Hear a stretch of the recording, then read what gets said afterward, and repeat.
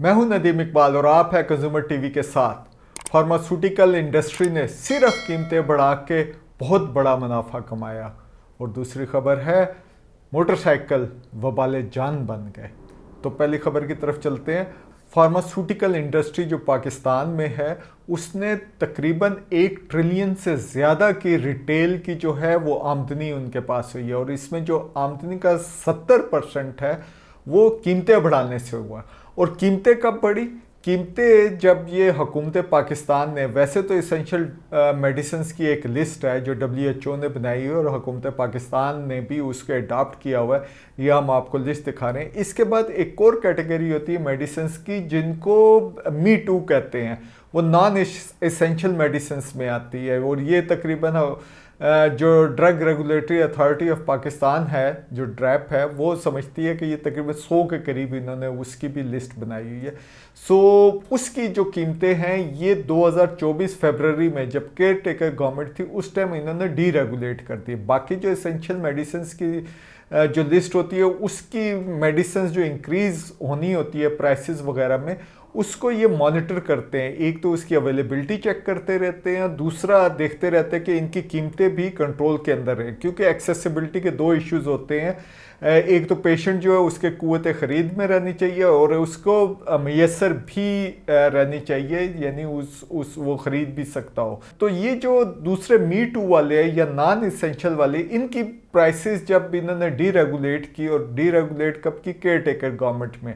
अच्छा, care taker जो 3 या 4 महीने के लिए आते हैं, कुछ अर्सा पहले तो ज़्यादा लंबे अरसे के लिए भी केयर टेकर्स यहाँ पे रहे थे, वो बेसिकली क्योंकि उन्होंने लोगों के पास जाना नहीं होता, अकाउंटेबिलिटी का जो स्ट्रिंजेंट मैकेनिज्म होता है वहाँ पे भी इतना ज़्यादा उन पर अप्लाई नहीं करता, तो उनके ऊपर डिफरेंट किस्म के इन्फ्लुएंसेस हो सकते हैं। केयर टेकर गवर्नमेंट्स को वीकर गवर्नमेंट समझा जाता है। आई डोंट नो, थोड़ी बहुत विस्परिंग तो हुई है कि हमें केयर टेकर गवर्नमेंट्स की क्या ज़रूरत है, कंटिन्यूटी होनी चाहिए जो इलेक्टेड गवर्नमेंट्स है। एनी केयर टेकर की गवर्नमेंट में 2024 के अंदर फरवरी के आसपास इन्होंने डी रेगुलेट कर दी, यानी मार्केट के ऊपर छोड़ दिया कि वो प्राइसेस जो है खुद डिटरमिन करे। उसका नतीजा क्या निकला?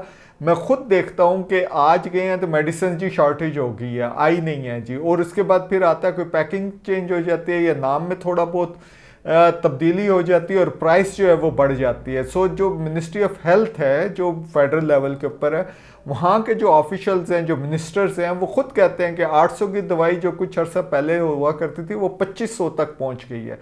तो ये क्या मैकेनिज्म है, किस तरीके से? सो ड्रैप जो है वो थोड़ा सा कुछ वो एक्टिव हुआ है। उसने एक सर्वे को सेंक्शन किया और सर्वे जो है वो तकरीबन 5-6 शहरों में, तो लगता है कि 4 प्रोविंशियल कैपिटल और इसके अलावा 1-2 जो बड़े शहरों में वहाँ पे होगा।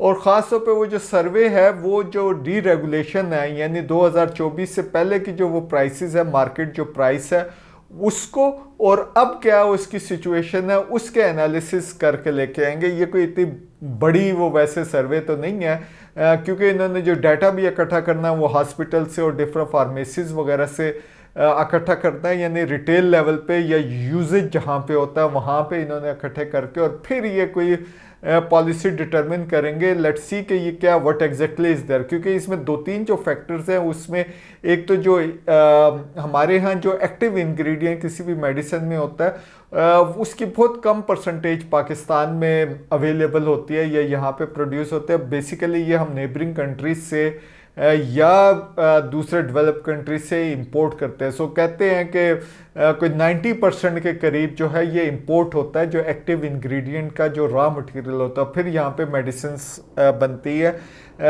उसमें भी लोकल इंडस्ट्री काफ़ी ज़्यादा है, जो मल्टीनेशनल्स हैं वो कम है। सो उसमें जो ये रुपी और डॉलर की जो रेशियो है उसका भी इम्पेक्ट आता है। और ये इस किस्म के जो फैक्टर्स हैं वो इसको प्राइस को डिटरमिन करते हैं। लेकिन एटलीस्ट ये सर्वे जो है किसी तरीके से ये तो बता रहा है कि क्या है क्या, और इसको इस्टेब्लिश तो करेगा कि भाई कीमतें वाकई में बढ़ी हैं, क्योंकि हर जगह पे लोग यही शोर कर रहे हैं।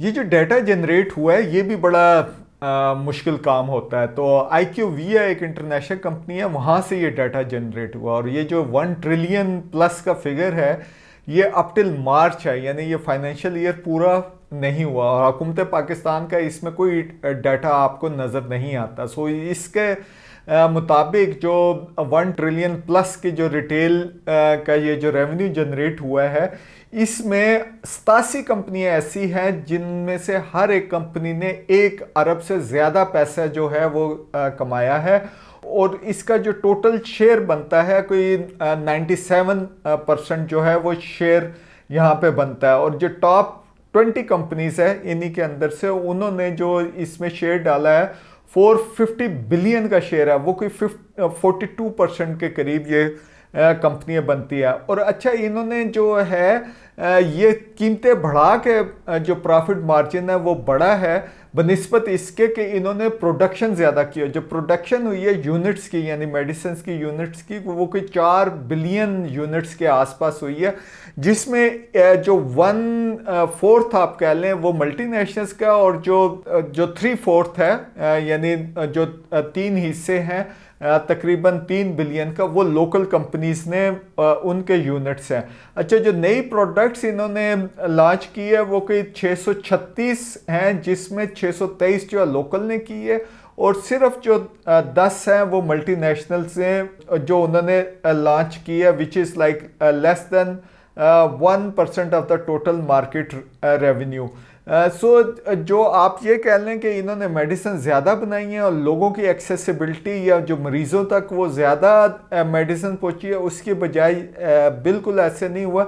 70% जो इनके पास पैसे आए हैं, जो इनकी इनकम हुई है, वो बेसिकली जो है वो कीमतें बढ़ा के हुई हैं। और हुकूमत पाकिस्तान अब वो सर्वे कर रही है ये डिटरमिन करने के लिए कि उसमें क्या चीज़ होने जा रही है। 2-3 फैक्टर्स जो प्राइस बढ़ाने के अंदर होते हैं जो नॉन इसेंशियल मेडिसिन हैं। एक फैक्टर तो डेफिनेटली इन्फ्लेशन का है, जिसके बारे में कहते हैं अब हुकूमत क्लेम करती है 4% है। अगर वो 20, 30, 40 या 35% तक जो इन्फ्लेशन गई थी वो भी 3-4 साल पहले की बात है। जो आज की इन्फ्लेशन है वो तो लेस देन 5% जा रही है। सो एक तो इन्फ्लेशन का रेट क्या जा रहा है, मार्केट से गायब होती हैं मेडिसिन, उसके बाद जब वापस आती हैं तो फिर क्या मसला होता है। सो ये जो सर्वे होना जा रहा है ये काफ़ी आई थिंक बेसिस देगा। उसके अलावा जो एक और रिलेटेड फैक्टर है जो एक्टिव इंग्रेडिएंट मेडिसिन के होता है, वो तकरीबन 90% हम बाहर से इंपोर्ट करते हैं। सो ये जो रुपी और डॉलर के जो कीमतों के अंदर रद्दो बदल होता है, उसका भी यहाँ पे इम्पेक्ट होता है। सो ये एटलीस्ट ये बताएगा कि सर्वे ये बताएगा कि कितनी प्राइसेस बढ़ी, और ये 2 फैक्टर जो है इसके अंदर जब आप कंट्रीब्यूट करेंगे तो फिर ये बताएगा कि वाकई में ये जस्टिफाई था या नहीं था।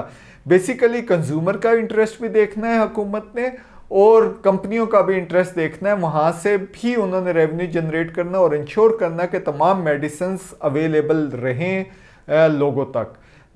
दूसरी खबर की तरफ चलते हैं। मोटरसाइकिल की सवारी जानलेवा होती जा रही है, इसके एक्सीडेंट्स बढ़ रहे हैं। एक्सीडेंट्स की पाकिस्तान के अंदर कोई 30,000 के आसपास होते हैं। जब FIR के ज़रिए जाए तो नंबर कम आते हैं, लेकिन डिफरेंट सोर्सेज से कहा जाता है कि तकरीबन सालाना जो है 30,000 के करीब एक्सीडेंट होते हैं, जिसमें 60% मोटरसाइकिल्स होते हैं।